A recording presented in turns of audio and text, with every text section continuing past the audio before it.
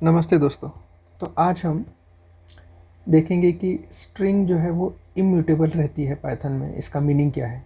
ठीक है, स्ट्रिंग जो है हम कहते हैं कि ये इम्यूटेबल है। ठीक है, तो इसका मीनिंग क्या है।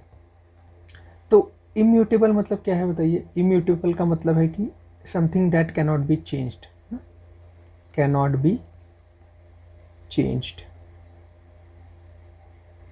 तो स्ट्रिंग इम्यूटेबल है मतलब स्ट्रिंग को हम चेंज नहीं कर सकते पाइथन में।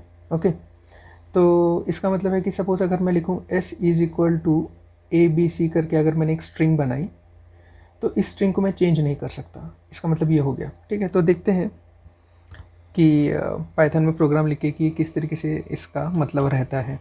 तो अगर मैं रहूँ कि s is equal to A B C, okay, और मैं यहाँ पे लिखूँ कि प्रिंट s, तो s जो है उसकी वैल्यू जो है यहाँ पर आउटपुट में हम देखेंगे कि प्रिंट हो जाएगी ए बी सी। अगर मैं इससे अब for example with the help of index अगर मैं कुछ एक्सेस करना चाहूँ, फॉर एग्ज़ाम्पल अगर मैं ए को एक्सेस करना चाहता हूँ इसमें, इस स्ट्रिंग में से, तो मैं एस ऑफ ज़ीरो इसके हेल्प से एक्सेस कर सकता हूँ, राइट। तो मैं इसको लिखता हूँ कि print of S of zero. तो आउटपुट अपना क्या आना चाहिए यहाँ पर, फिर देखिए ए आएगा, राइट, क्योंकि एस ऑफ ज़ीरो मतलब फर्स्ट एलिमेंट इसका, स्ट्रिंग का, तो जो कि है ए। अब अगर मैं इसी इंडेक्सिंग के हेल्प से इसे अगर मैं चेंज करने की कोशिश करूं, देखिए अगर मैं ए की जगह कुछ तो डी लिखने की कोशिश करता हूं तो ये अलाउ नहीं करेगा। देखिए मैं इस प्रोग्राम को रन करता हूं तो इसने एरर थ्रो किया, राइट, क्योंकि इसका मतलब क्या हुआ कि जो स्ट्रिंग है ओरिजिनल उसके अंदर हम कुछ चेंजेस नहीं कर सकते हैं। तो इसका मतलब है कि स्ट्रिंग जो है वो इम्यूटेबल है। ठीक है, हम इसमें कुछ चेंजेस नहीं कर सकते, राइट। ओके, अब जब हम लिखते हैं s is equal to A B C, तो एग्जैक्टली होता क्या है, देखिए कि s एक रेफरेंस वेरिएबल क्रिएट होता है और वो जो है वो ए बी सी इस ऑब्जेक्ट को एक्चुअली रेफ़र करता है। इसे क्या करता है, वो रेफ़र करता है। तो ये मेमोरी में कहीं तो ये स्टोर रहता है, ये ए बी सी स्ट्रिंग। तो अगर मुझे इसकी इन्फॉर्मेशन चाहिए इस ऑब्जेक्ट की कि मतलब वो मेमोरी में कहाँ पे स्टोर है, उसका एड्रेस चाहिए, तो मैं id फंक्शन के हेल्प से एक्चुअली उसे एक्सेस कर सकता हूँ। ठीक है, तो यहाँ पे अगर मैं लिखूँ कि फॉर एग्ज़ाम्पल ए, यानी एक वेरिएबल मैंने लिया और id ऑफ s अगर मैंने लिखा, तो देखिए मैं इसके एड्रेस को ए बी सी के स्ट्रिंग के एक्सेस कर सकता हूँ और मैं यहाँ पे प्रिंट भी कर देता हूँ। देखिए फॉर एग्ज़ाम्पल मैंने लिखा कि ए, देखिए ये जो है ये एड्रेस है इस ऑब्जेक्ट का, ए बी सी का।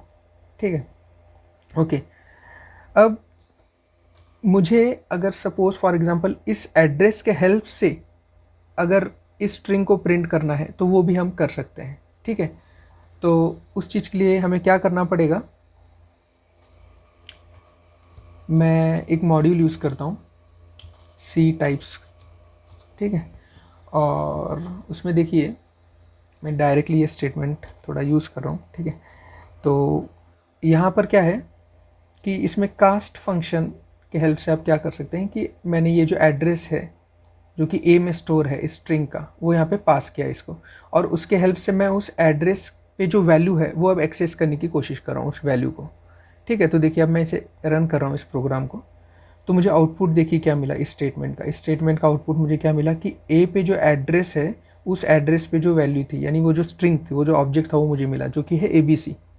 ओके, तो अब देखिए इसके हेल्प से अब हम क्या करेंगे कि इसे समझने की कोशिश करेंगे कि एस जो ये में जो अभी ये रेफ़र करा इस स्ट्रिंग को, तो अगर मैं इस एस को is equal to X Y Z लिखूँ तो ये एक्चुअली क्या कर रहा है कि जैसे हमने कहा कि ये स्ट्रिंग इम्यूटेबल है, तो ये उसको उसके ऊपर राइट नहीं कर रहा है, ये एक अलग से एक ऑब्जेक्ट क्रिएट करेगा।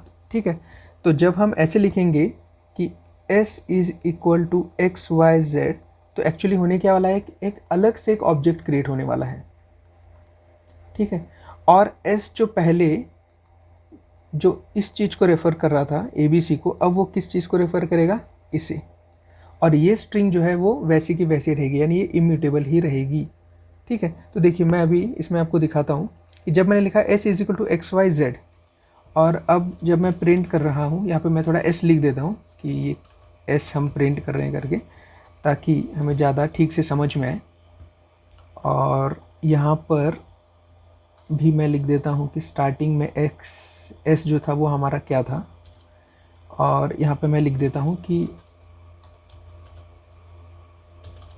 एड्रेस ऑफ ABC, है ना। स्ट्रिंग का मैं एड्रेस यहाँ पे प्रिंट कर रहा हूँ।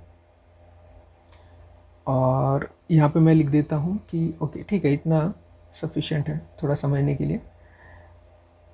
तो देखिए यहाँ पे सबसे पहले ये जो है, ये एस में जो वैल्यू थी वो प्रिंट हो गई है, जो कि थी ABC। और ये जो है एड्रेस जो हम बोल रहे थे, ये जो एड्रेस है ABC का, वो प्रिंट हो गया है यहाँ पर।